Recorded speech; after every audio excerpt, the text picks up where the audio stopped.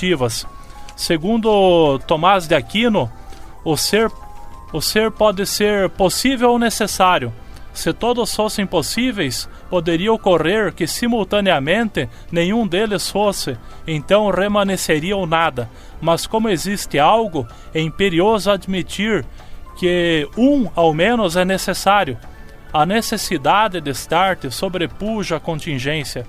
Heráclito foi o grande comprovador do nada. De acordo com ele, tudo flui. Ora, a mudança supõe a passagem do ser para o não ser, do não ser para o ser, do ser para o nada e do nada para o ser. Do princípio da física de que nada se perde, mas tudo se transforma, podemos deduzir que o nada se renova em nada e o ser comunica ser ao ser. É difícil filosofar sobre o nada, mais fácil intuí-lo ou captar a sensação de nulidade. O nada não é negatividade. A própria negatividade é um positivo ao inverso. É essa a interpretação que fazemos da nanorrealidade em relação à qual podemos falar em massa negativa, esse conceito tão caro a Einstein. O nada é a ausência concomitante de positividade e negatividade. O nada é o avô da filosofia. Sim, digo isto porque ele é o pai da angústia, ainda que a maior preocupação dos filósofos seja compreender o ser e não o nada. O nada aguça a mente, assim como a lima que retira os excessos da lâmina do machado o deixa mais afiado. Quem não fez a experiência do nada jamais conseguirá entender a riqueza ontológica do ser. A fome é o melhor tempero da comida. Se não houvesse o nada, não haveria hermenêutica, porque a atividade de atribuir sentido a algo nasce justamente da falta de sentido. O jardim do Éden é um lugar absolutamente pleno. O nada é introduzido no mundo quando Eva prova do fruto do conhecimento do bem e do mal e oferece o mesmo ao seu esposo. O Redentor é esse Cristo que sente o nada em forma de ausência de Deus, meu Deus, por que me abandonaste?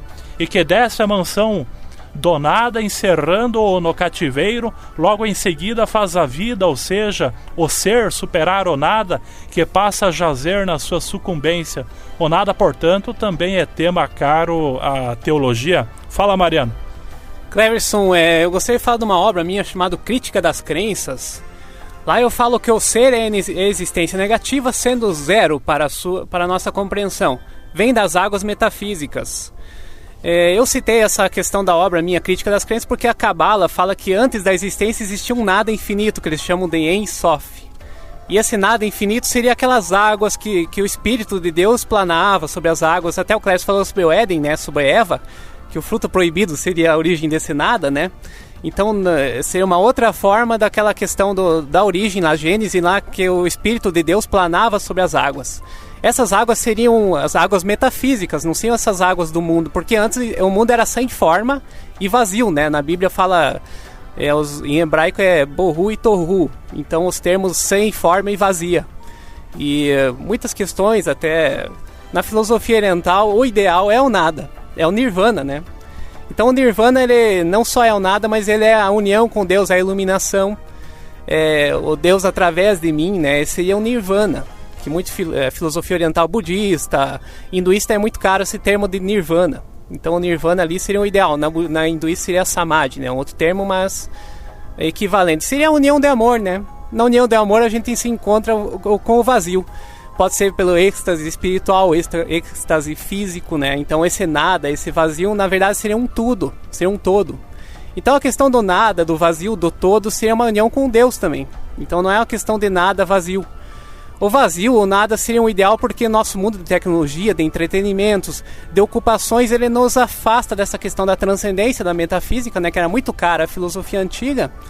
E nós perdemos muito dessa questão do nada, do ser, do ente, da substância, do acidente e tal. A gente está muito na questão dos objetos, pelo que é analisado pela ciência, pela tecnologia, pelos nossos entretenimentos, pela festa, né, pela diversão, e você não pode chegar à angústia. A angústia seria o que te levaria a esse nada, o que te levaria a Deus também, a questão do cristianismo, que nem o Cleverson falou. Então o nada, ele é muito importante, ele além de ser uma ideia, ele é útil na nossa vida, Então o nada, não é um vazio, mas é um nada que é alguma coisa.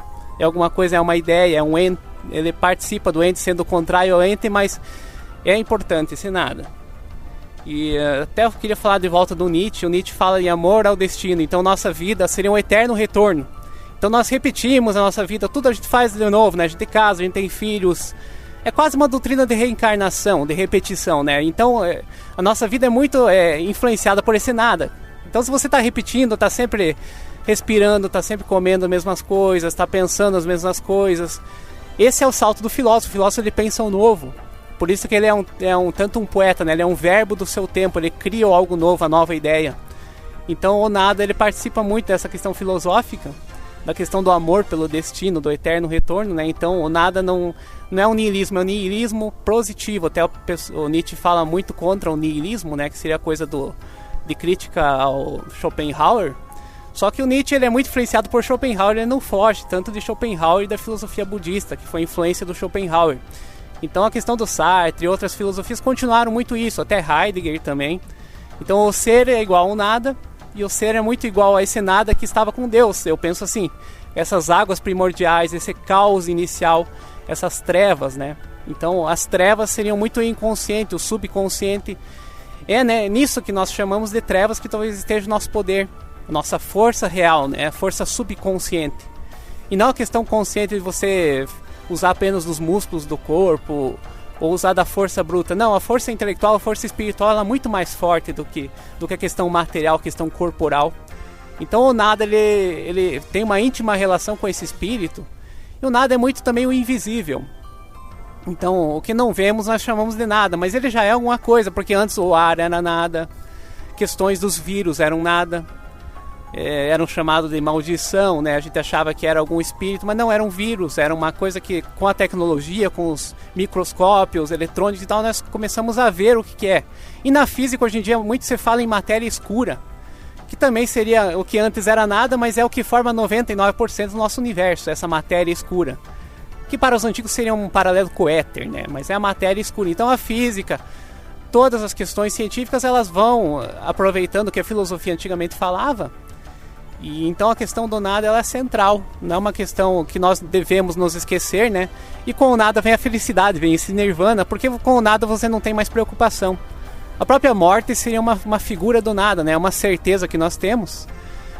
Se vai haver alguma coisa depois, paraíso, reencarnação, isso daí a gente vai perceber pela experiência, mas esse nada é uma questão de descanso, de uma felicidade que nós talvez não teríamos com outras coisas, né? Com as coisas passageiras, com esses entes que nós nos ocupamos, tecnológicos, redes sociais, e jogos, e músicas, e festas, e família. Então o nada, ele vai transcender, e é uma questão filosófica essencial, e acho que esse programa sobre filosofia, Cleverson, falando do nada, era uma coisa que faltava, e até você vai escrever um livro futuramente sobre o nada. E Cleverson pode falar, eu vou dando boa noite para o ouvinte. E o ouvinte quiser me contactar, pode escrever marianosoltis@yahoo.com.br. E Cleverson pode terminar o programa, acho que nós já estamos